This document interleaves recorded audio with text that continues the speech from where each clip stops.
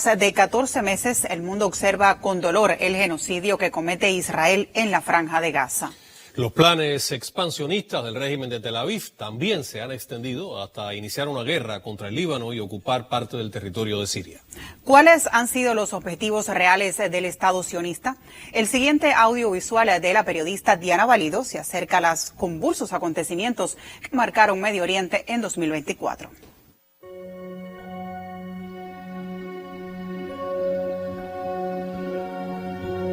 Esta era la Franja de Gaza en septiembre de 2023. Pero luego del 7 de octubre, todo cambió.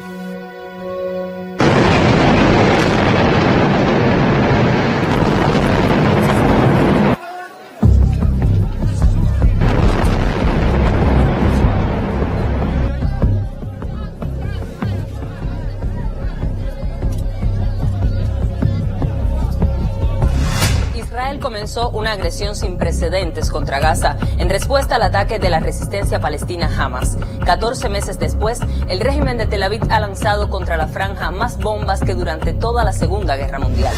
Gaza se ha convertido en un genocidio transmitido en tiempo real.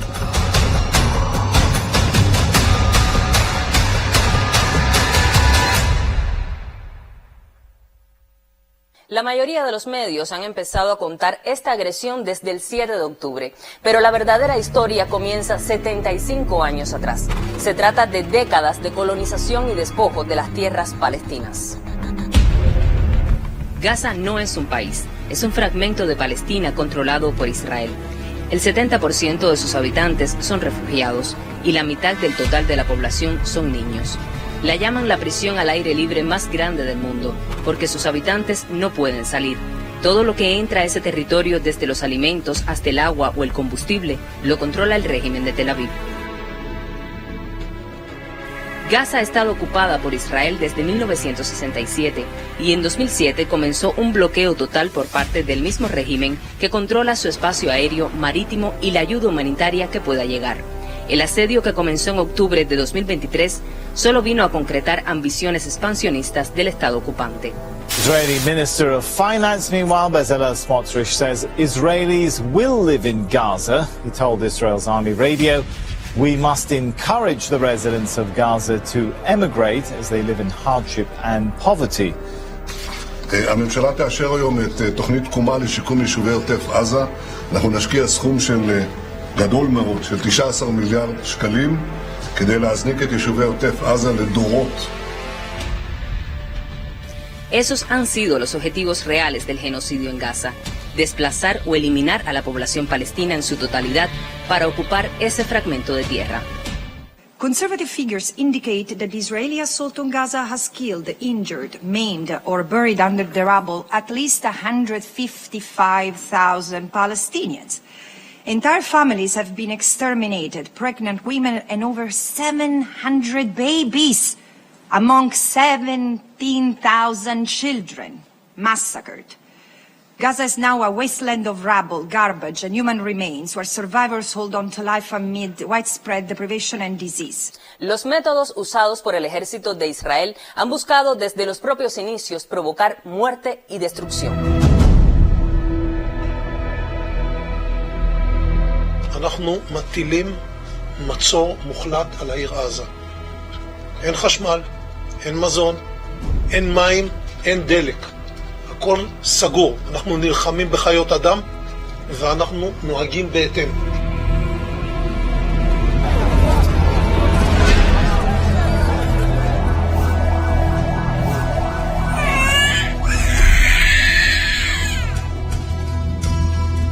Casi 2 millones de palestinos se han visto obligados por el ejército israelí a desplazarse una y otra vez hacia supuestas zonas seguras que paradójicamente después son atacadas. Detrás de esas órdenes de evacuación y el llamado a dirigirse a las supuestas zonas humanitarias que no existen, se esconde una estrategia retorcida del régimen israelí que busca arrinconar en un espacio cada vez más reducido a miles de civiles, sin las condiciones mínimas para sobrevivir.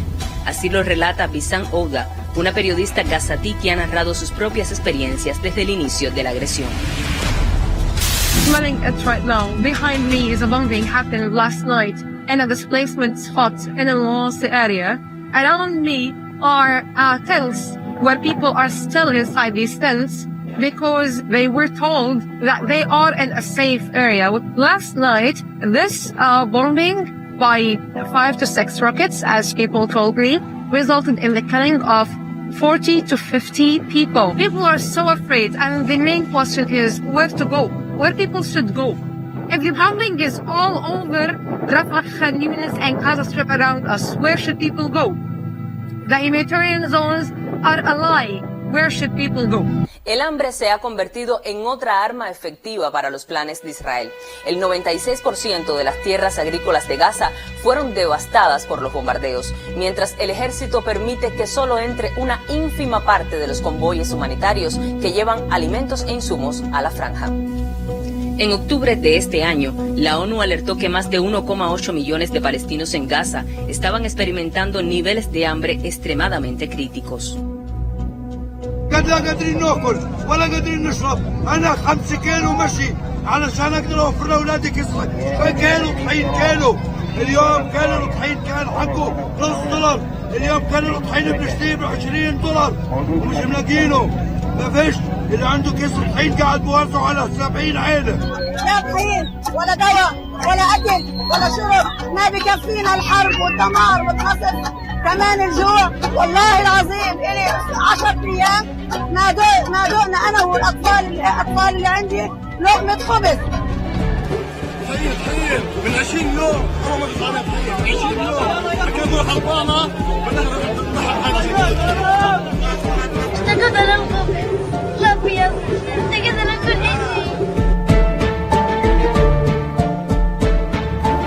En el empeño de llevar a la población palestina hacia una situación catastrófica, Tel Aviv declaró a la Agencia de las Naciones Unidas para los Refugiados Palestinos, UNRWA, como un objetivo de guerra.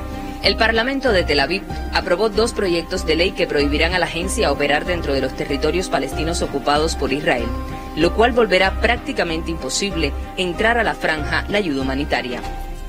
Since the beginning of the war in Gaza, Israeli officials have described dismantling UNRWA as a war goal.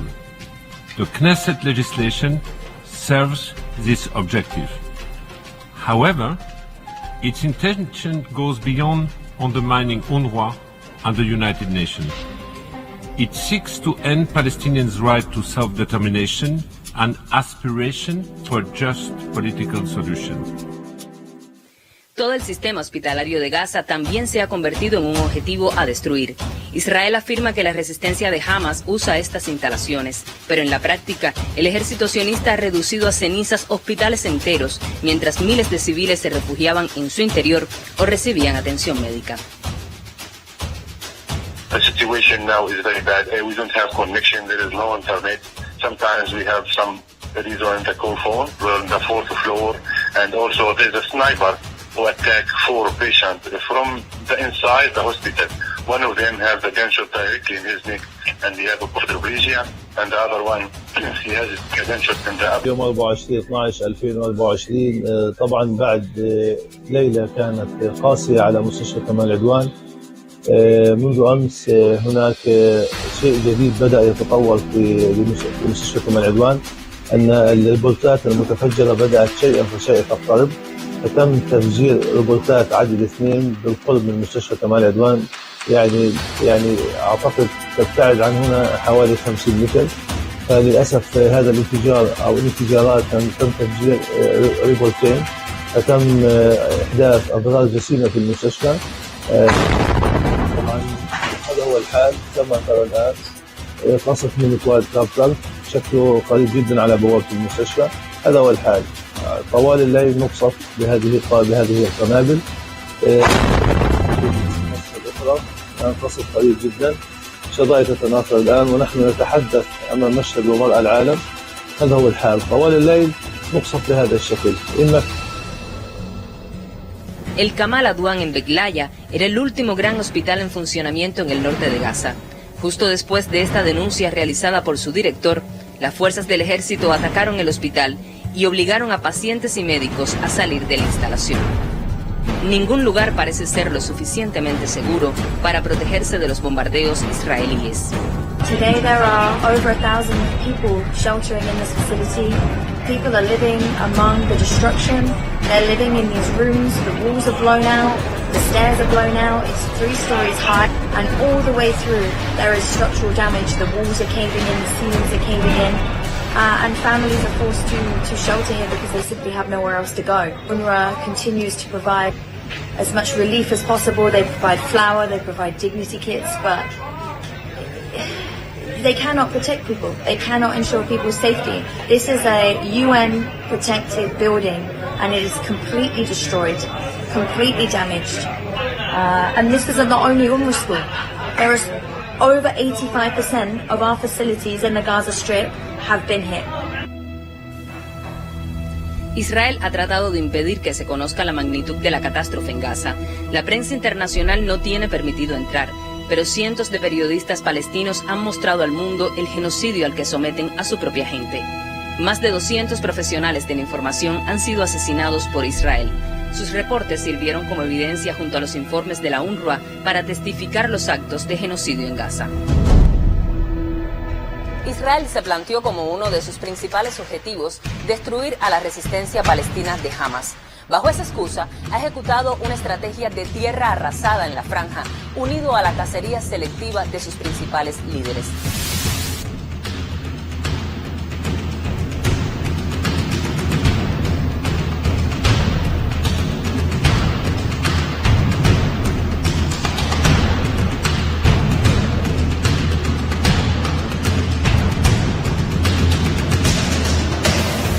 No obstante, más de un año después, aún no puede afirmar que cumplió su propósito.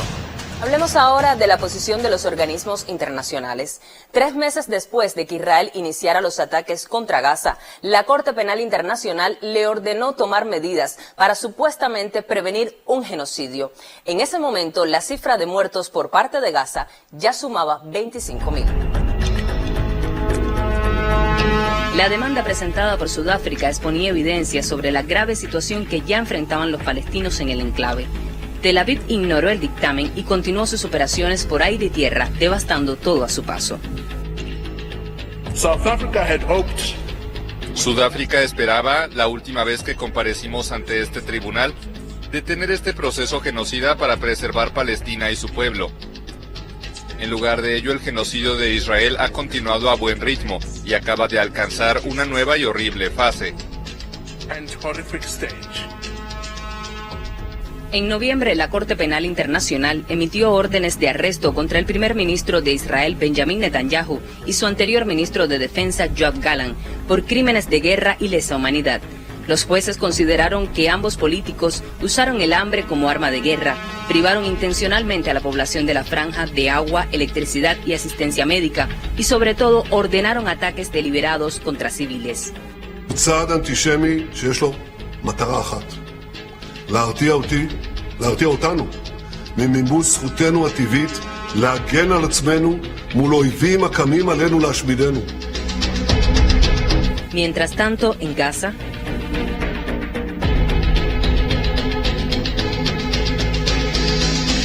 los 2 acusados serán detenidos si pisan alguno de los 124 estados signatarios de la Corte Penal Internacional. Sin embargo, Washington y Tel Aviv no son parte de ese tratado. Desde el Consejo de Seguridad de la ONU, el principal aliado de Tel Aviv, Estados Unidos, ha hecho lo que mejor se le da, vetar las 4 resoluciones presentadas en 14 meses de genocidio que exigen un alto el fuego en Gaza. Will those in favor of the draft resolution contained in document S/2023/773 please raise their hands?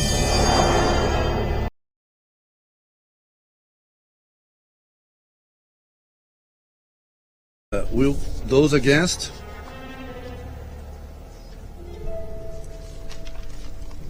The draft resolution has not been adopted owing to the negative vote of a permanent member of the Council. Colleagues, the United States is disappointed this resolution made no mention of Israel's rights of self-defense. Israel dice que la guerra que hizo a Gaza es autodefensa. Realmente, la operación que hicieron los palestinos de Gaza el 7 de octubre del 2023, ha sido en territorio de Gaza, en territorio palestino, según la ley internacional y la resolución internacional, forma parte de Palestina, que Israel ha vuelto a ocupar. Por lo tanto, es una lucha contra un ocupante. Y las normas y leyes internacionales justifican y le dan derecho a cada pueblo a luchar contra la ocupación a su tierra por todas las vías posibles. Bajo la falsa excusa del derecho a la autodefensa, Estados Unidos ha proporcionado apoyo militar en varios momentos de este año para que Israel pulverice escuelas, refugios y hospitales, para que mate niños y mujeres.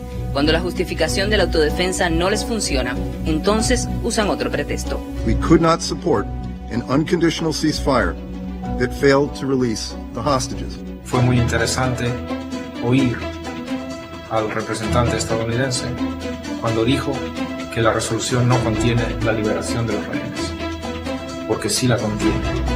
Así que quizá el representante estadounidense debería leer la resolución antes de votar en contra. La Asamblea General también aprobó una resolución en diciembre para el alto el fuego en Gaza y desde mayo votó de forma abrumadora para que Palestina sea un estado pleno de la ONU. Esta fue la reacción de la potencia ocupante. Triturar la Carta de las Naciones Unidas.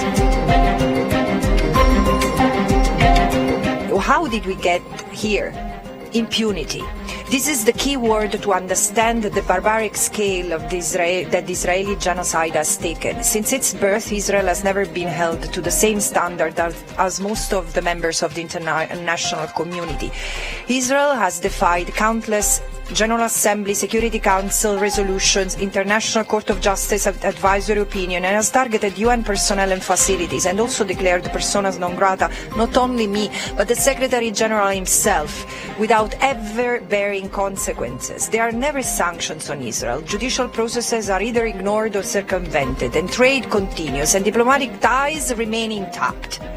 Member states seem to be paralyzed, awestruck, many of them still normalizing the occupation, the repression of the Palestinian people, depicting their resistance in the territory that Israel occupies as terrorism, or at best as a tantrum of an unruly population incapable of abiding in silence to what the international community has decided as its faith. Desde que comenzaron los ataques contra la Franja de Gaza, se activaron las alianzas regionales del eje de la resistencia encabezadas por Irán. Durante más de 14 meses, las fuerzas de Yemen han lanzado misiles contra puntos estratégicos de Israel y mantienen un bloqueo en el Mar Rojo para impedir el paso de cualquier embarcación que se dirija a territorio israelí. Por otro lado, la resistencia de Irak ha atacado bases militares estadounidenses ubicadas en su territorio en apoyo al pueblo de Gaza. El ejército de Israel, en respuesta, ha lanzado bombardeos contra esos países provocando severos daños y muertes. Pero a Israel no le ha bastado un solo frente de guerra. El Líbano también estaba dentro de sus planes, un objetivo expansionista de antaño. Israel's war is not with you, it's with Hezbollah.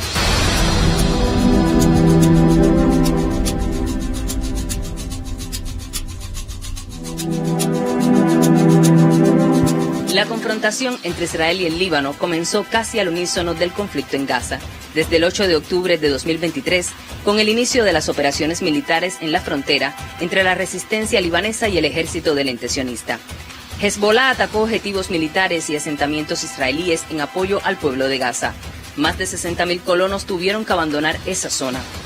Cuando Tel Aviv constató que sus objetivos en la franja se estaban tomando más tiempo del esperado, decidió negarse a un alto el fuego y comenzar la agresión contra el Líbano con el presunto objetivo de destruir a Hezbollah.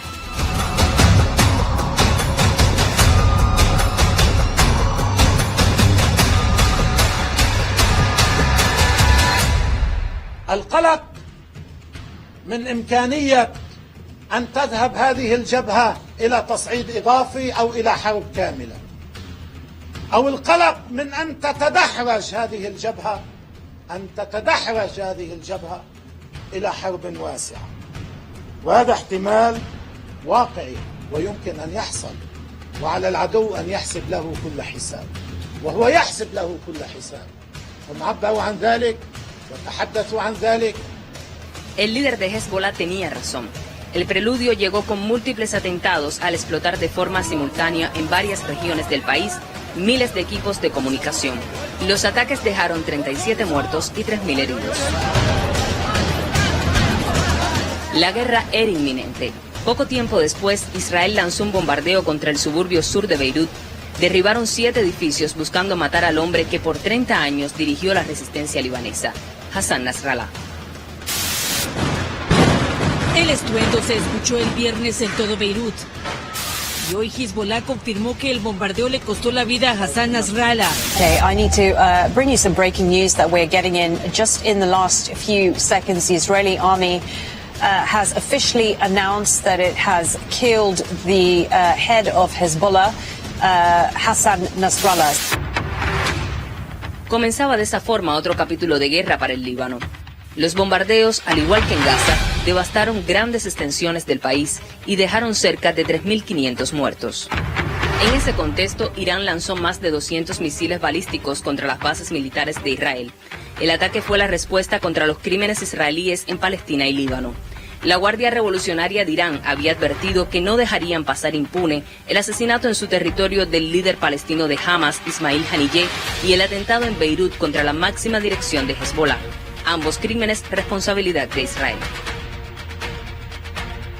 El régimen de Tel Aviv pensó que matando a Nasrallah y otros altos mandos de la resistencia tendrían asegurada su invasión al Líbano. Sin embargo, sus cálculos fallaron. En más de 60 días de intensos combates, el ejército israelí con 70.000 efectivos no pudo ocupar ni una sola aldea libanesa. Segundo objetivo era ocupar una parte del territorio libanés que llega hasta el río Litani. Y tercero es imponer al Líbano una lista de condiciones tales como elegir un presidente antes del cese del fuego y permitir darle derecho a Israel a registrar dentro del territorio libanés cada vez que lo desea. Y el Líbano no se sometió al terror en el sentido que siguió sacando fuerza y enfrentándose a la guerra sionista despiadada contra el Líbano, y siguieron los combatientes de la resistencia enfrentándose a la situación en el sur del país. Esta guerra contra el Líbano fracasó en sus objetivos políticos, aunque sí cosechó mucha destrucción y un alto número de mártires y de heridos y de mutilados. Es muy doloroso, pero por lo menos no se ha hecho ninguna firma de humillación con el enemigo bajo ese bombardeo. Después de más de 2 meses del anuncio de su operación terrestre, Israel se vio obligado a aceptar un alto el fuego con Líbano sin haber cumplido su principal objetivo, destruir a Hezbollah. Sin embargo, el cese de las hostilidades pende de un hilo ante las continuas violaciones del acuerdo por parte de Tel Aviv.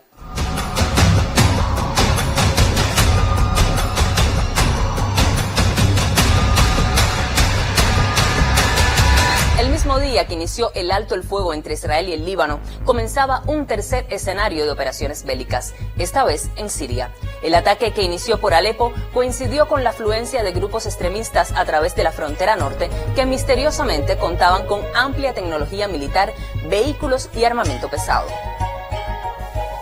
Aunque la prensa internacional decidió llamarlos rebeldes e insurgentes, se trataba de varios grupos extremistas comandados por Hayat Tahrir al-Sham, una facción radical que surge de Al-Nusra, la rama de Al-Qaeda en Siria creada por Abu Muhammad al-Gulani.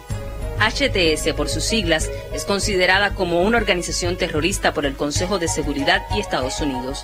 Sin embargo, el apoyo logístico no fue casual. Los servicios de inteligencia iraníes habían advertido a Siria meses antes que Estados Unidos e Israel estaban coordinando con la ayuda de un tercer país de la región un ataque a gran escala protagonizado por organizaciones extremistas. Las predicciones se convirtieron en hechos. En 12 días, varios grupos armados bajo la orden de Hayat Tahrir al-Sham avanzaron por el país, en varios momentos sin resistencia alguna del ejército sirio. El 8 de diciembre tomaron Damasco. Poco tiempo después, se supo que el presidente Bashar al-Assad había pedido asilo humanitario en Rusia.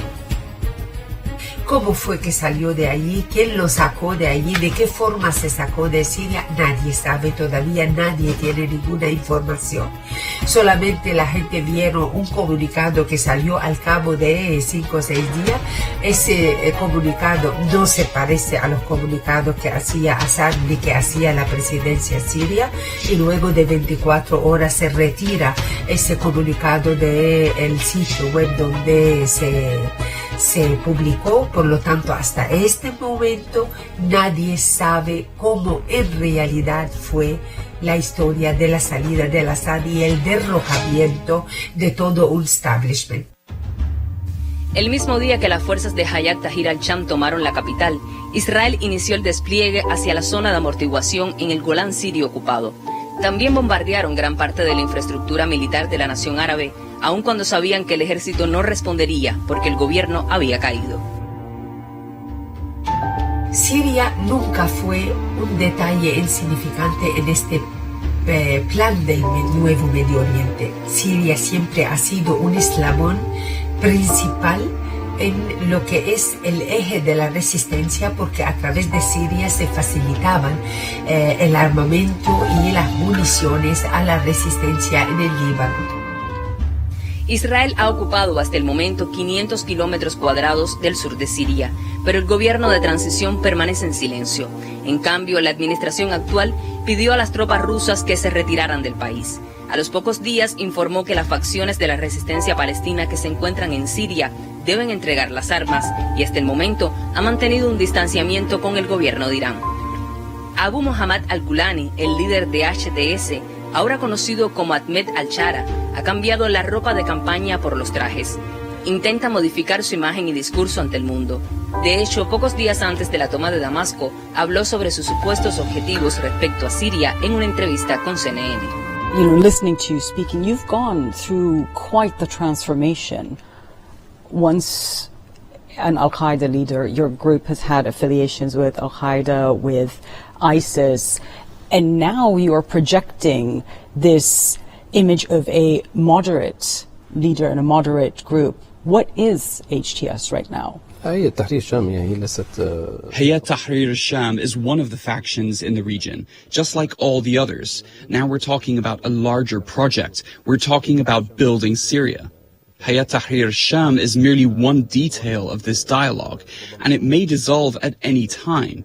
It's not an end in itself, but a means to perform a task confronting this regime. Una vez en el poder, las fuerzas de Hayat Tahrir al-Sham informaron que luego de un periodo de transición de 3 meses habrá elecciones y se redactará una nueva constitución.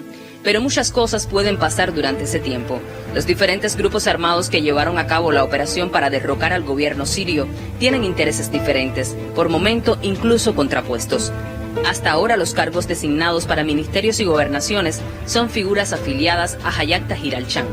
Mientras, en las calles, la sociedad siria experimenta una mezcla de sentimientos entre la necesidad de sostener la esperanza por el cambio y la incertidumbre de que la situación evolucione a una nueva guerra. متقلب. يمكن أن نقول بأن المجتمع السوري اليوم يعيش حالة من التخبط بين حالة الخوف مما هو قادم أو التخوف مما هو قادم، هواجس أن تذهب البلاد إلى الفوضى. الشعب السوري يفكر اليوم بالساعة المقبلة، لا يمكنه أن يفكر بما هو قادم. هو يفكر اليوم بتأمين رغيف الخبز، يفكر اليوم بتأمين المحروقات من أجل التدفئة في الشتاء، يفكر بالمياه، مياه الشرب، يفكر بالكهرباء التي تكاد تنقطع لساعات طويلة ولربما لأيام. كل هذه مشاكل يعاني منها الشعب السوري اليوم، ولكن لديه أمل كبير أن تكون المرحلة المقبلة هي مرحلة أفضل. عملية الضغط التي كان يتعرض لها المجتمع السوري خلال السنوات الماضية يأمل أن تكون قد انتهت. Luego de más de 14 meses, el escenario en Medio Oriente ha cambiado radicalmente. שנה אמרתי דבר פשוט. אמרתי, אנחנו נשנה את המזרח התיכון. ואנחנו אכן משנים אותו. סוריה היא לא אותה סוריה, לבנון היא לא אותה לבנון, עזה היא לא אותה עזה, וראש הציר איראן, גם היא לא אותה איראן. Ha cambiado, sí, pero no para bien. Por cumplir sus objetivos, hay más de 45.000 personas muertas en la franja, familias enteras que ya no existen. Un genocidio en curso, con Naciones Unidas bloqueada por el veto de un solo miembro. Por sus planes de autodefensa a toda costa, el sur del Líbano se quedó con más escombros que edificios en pie, y cerca de 3.500 personas son solo un recuerdo. Por la impunidad de Tel Aviv, Siria tiene 500 kilómetros cuadrados menos de soberanía y la posibilidad de convertirse en otro objetivo de guerra. El mapa ha cambiado, y la pregunta es, ¿hasta cuándo?